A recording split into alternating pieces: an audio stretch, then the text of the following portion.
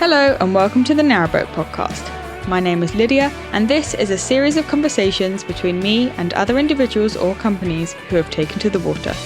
Every person who has bought or even rented a boat has a story and I want to hear them.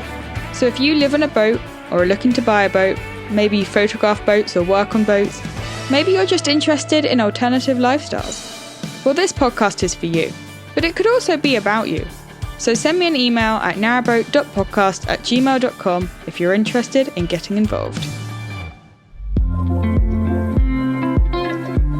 In this episode, I'm speaking to Carys from Wild and Freedom on Instagram. Carys lives on her boat with her partner Tommy, 5-year-old son Ted, and the little dog Jim. She's been taking big steps towards a more sustainable life since living on water, but also a more value-driven one too. I'm really excited to chat to her today, so let's jump straight into it. Hi, Carys. Thank you so much for agreeing to be on the show. Hello. Thank you for having me. No worries. So first of all, do you want to tell us a little bit about you and your family? Yeah. So as you said, I live on the boat with my partner, Tommy, and our 5-year-old son, Ted. He's literally just turned 5 and started school properly this week. And our little old dog, Jim, as well. So we're continuous cruisers on the boat. So obviously that means that we need to move around every couple of weeks. Mm-hmm. We always stay within a certain kind of patch because Tommy works in Banbury and Ted obviously now goes to school in a little village just outside of Banbury as well. So we're continuous cruisers, but we've got kind of a regular patch that we cover. Yeah, I really want to get into your decision to send Ted to school instead of homeschooling and things like that. Maybe a bit later on. So what is it that you and Tommy do for work? So Tommy is an electrician in a big coffee plant in Banbury. Banbury, if anyone knows it, is really well known for smelling of coffee. And that is basically, that's where he works. He's literally been there since he left school. So years and years now. And I run my own career coaching business. Amazing. Must be quite useful to have an electrician on board. Yeah, although you know how chefs don't like cooking at home? Kind of like that. Doesn't like to bring his work home with him. No. Nightmare. One of my friends who lives on a boat, her boyfriend is a plumber and their bathroom was the very last thing to be finished. They put it off for so long. It's always the way, isn't it? It's very frustrating. Always the way. So you bought your boat almost a year ago, or was it pretty much exactly a year ago? September? It was the 23rd of August last year, so just over a year ago now. Amazing. So what kind of inspired you to do that? So I think I've always been a bit of a hippie at heart, really, and a bit of a freedom seeker. And we just got to a point where we'd bought our house. You know, we just felt like we'd got on that conveyor belt. We'd bought the house, we'd got the dog, we'd had a baby, we got the kitchen redone, which meant borrowing loads more money. Tommy was working horrible shifts, which just basically almost gave him a nervous breakdown. And we were just on that treadmill, you know, have more, need more, work harder, and all of that kind of stuff. And then I was made redundant when I was pregnant with Ted. So when I went back... Harsh. Yeah, that was handy. So it was quite good in a way because it meant I had longer with Ted. So I was off with him until he was 14 months, which was amazing. And then when I went back to work, I went obviously to a new job. And I think maybe that was the start of us really thinking about other options because I was really unhappy because I was quite bored in my job, to be honest. You know, I think in hindsight, the job just wasn't for me. It was too desk bound. It was too admin heavy. And that's just not me. But they were a really great company, really flexible with family stuff. So it just seemed like the ideal thing to do. But because Ted never really settled going to nursery, he was always upset in the mornings. And then, you know, I felt like I was going off to do a job I didn't really love, to leave my crying baby in the hands of other people. Yeah. And then, you know, we were just felt like we were doing that whole juggle, living for the weekend, feeling guilty about not spending enough time together and trying to cram everything into the weekends. Yeah. We just got to a point where we just felt like that lifestyle was really not working for us and was just going to get worse.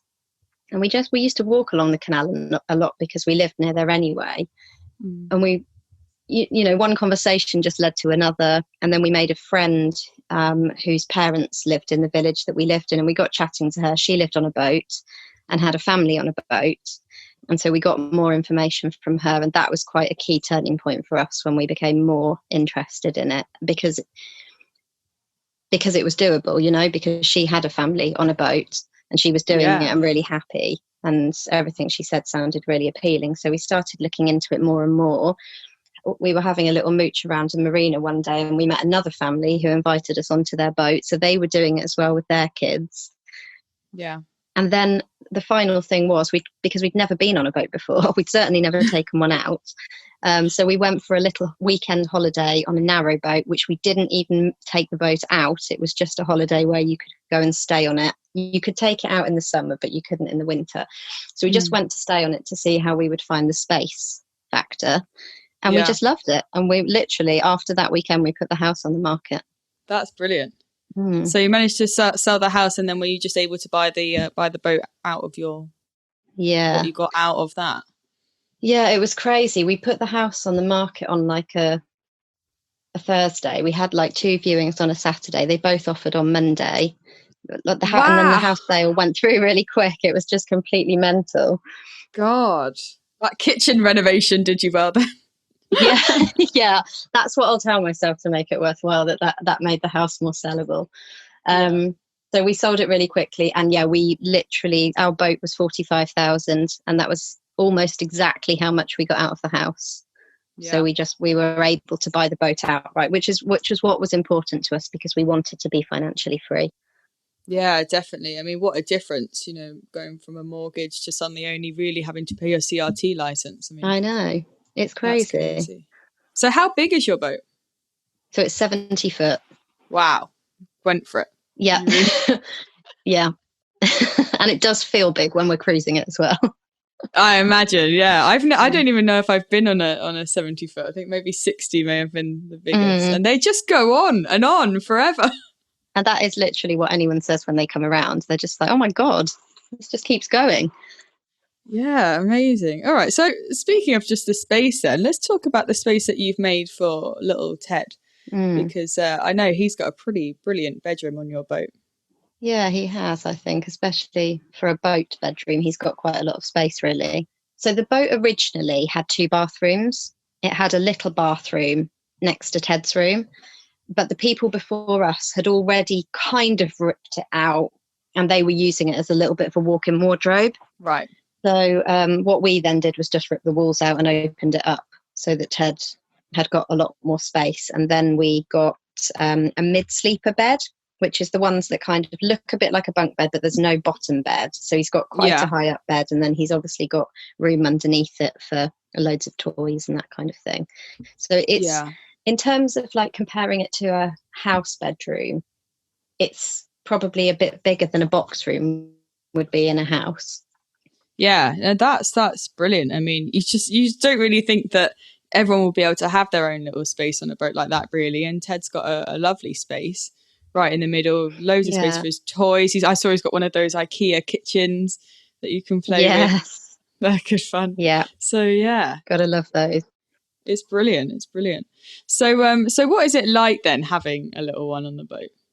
It was stressful when we first moved on, because he's really confident, and if you ask him if he can swim, he'll say yes, but he can't.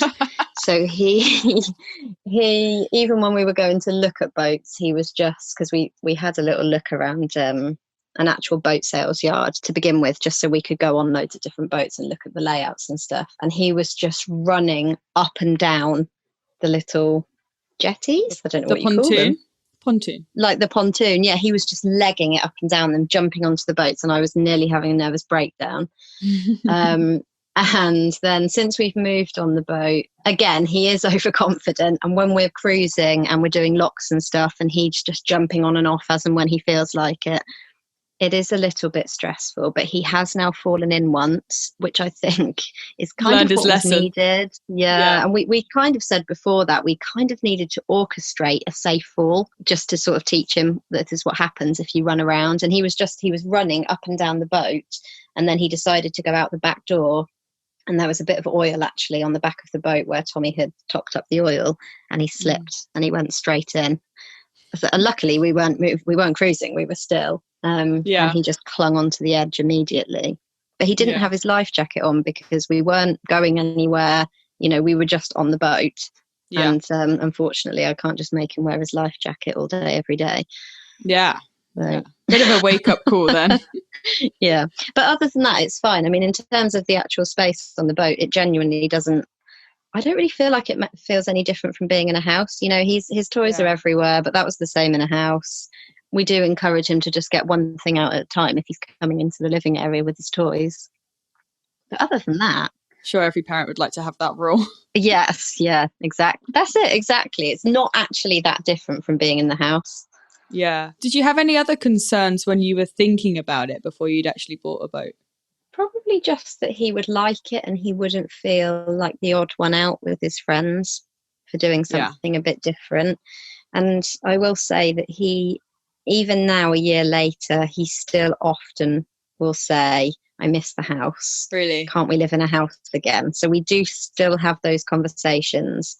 And we've talked to him about it a lot. And I think recently we've come to the conclusion that it's because he actually doesn't like moving around that much. Right. And he has said that he would be happier if we just had one place to call home, basically. So we are on the lookout for kind of an ideal permanent mooring waterside rather than in a marina. Yeah. We're just sort of starting to have a look at those options. We're not desperate, and from what I can gather, it takes ages to find something anyway, but we are just starting to see if there's anything out there. Yeah. But you don't go too far from where your sort of home base is at the minute, do you? You sort of cruise between? We kind of go between like Banbury and Knapton, maybe Stockton. So it's like about on the road, it would probably be, 15 miles, maybe 20 at the very most. But during lockdown, obviously everyone had to stay still on their boats. There was no cruising. Yeah. And he just loved it. We had 3 months in the same space and he absolutely loved it. Yeah, that's hard, isn't it? You've kind of taken on this life where you can be a bit more free and then, So talking about staying in one place then, so you just mentioned earlier on that Ted is now starting school. Yeah. Or has just started probably. He's just started, yeah. Yeah. So what was your decision then when it came to getting him an education? And obviously you sort of said that you stay in a similar area. So I suppose it didn't really matter where you were on your stretch, you were still able to get him to his school.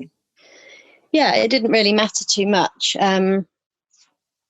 It was weird when we started applying because he went to the preschool that's attached to the school that he goes to now. And that was intentional. We wanted him to go to a school where he would know some of the children.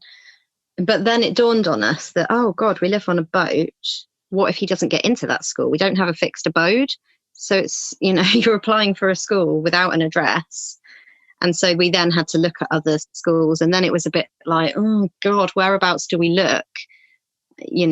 But we just chose some schools that we knew would be commutable from most places along the stretch of canal that we would be. Yeah, I'd love to know about that actually, because I'm sure a lot of people who are raising kids or looking to raise kids on a boat would love to know, how do you apply for a school if you don't have a permanent address? Yes, good question. Well, apparently, and I didn't know this before, because some people had said to us, just put down someone else's address. And then there was loads of confusion over whether you would have to provide proof that you lived at that address. And so I phoned the school admissions, and they basically said, just be really honest on your application. Put where you are right now on the canal. Like when you fill the application form in, just say where you are and put some notes on there, and they will do their best to give you a position. Now, and because I knew that school, and actually a lot of the schools in our area are quite undersubscribed, I kind of knew we had a chance, but I really wasn't sure. And luckily, his class is quite small. There's 14 in his class.